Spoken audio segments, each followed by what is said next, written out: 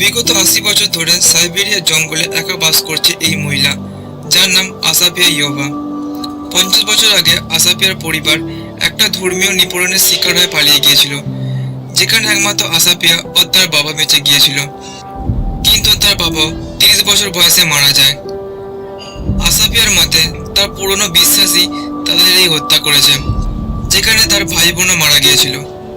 কিন্তু আসাপিয়া হার মানেনি, তাই তো সে একাই তৈরি করেছে এই কুঁড়েঘর, যেখানে সে বসবাস করছে। আসাপিয়ার দিন শুরু হয় প্রার্থনা দিয়ে। সে সকাল সন্ধ্যে ভগবানের কাছে প্রার্থনা করে, যাতে ভগবান তাকে রক্ষা করে। আসাপিয়া এখন যে বইটা পড়ছে সেটা তার পরিবারের কাছ থেকে পেয়েছিল, যেটা সে সবসময় পড়ে ও তার পরিবারের কথা মনে করে। এই শীতল ও ভয়ঙ্কর সাইবেরিয়ার মতো দেশে বেঁচে থাকা কতটা কঠিন তা আর বলতে হবে না। আসাপিয়া তার বাড়ি থেকে 20 কিলোমিটার হেঁটে কাঠ আনতে চায়। এত বয়স হওয়া সত্ত্বেও সে একাই গাছ কেটে কাঠ সংগ্রহ করে, তারপর বয়ে নিয়ে আসে। সেইগুলি দিয়ে সে আগুন জ্বালায়, কারণ এই ভয়ঙ্কর শীতে একমাত্র আগুনই তাকে রক্ষা করবে। পরের দিন সকালে আসাপিয়া খাবার সংগ্রহ করতে যায়। এই শীতে খাবার পাওয়া অনেক মুশকিল। এখন গ্রীষ্মকাল।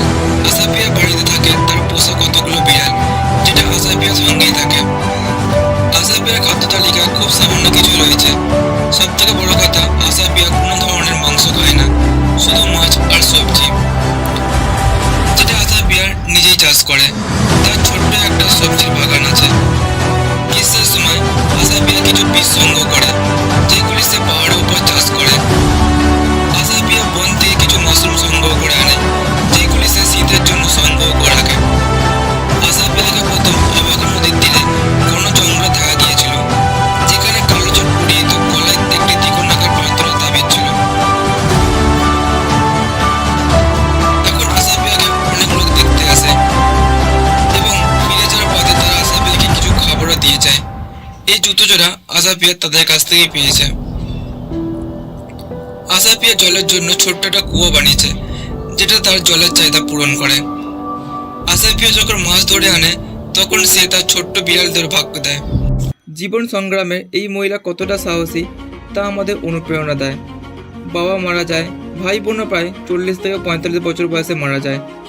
শুধু নিজে বেঁচে গিয়ে প্রমাণ করেছে যে সাহস আর ভগবানের প্রতি বিশ্বাস থাকলে সব কিছু করা সম্ভব। আসাপিয়া তা প্রমাণ করে। কেমন লাগলো আসাপিয়ার জীবন কাহিনী কমেন্টে জানান। দেখা হচ্ছে পরের ভিডিওতে, ততক্ষণের জন্য ধন্যবাদ।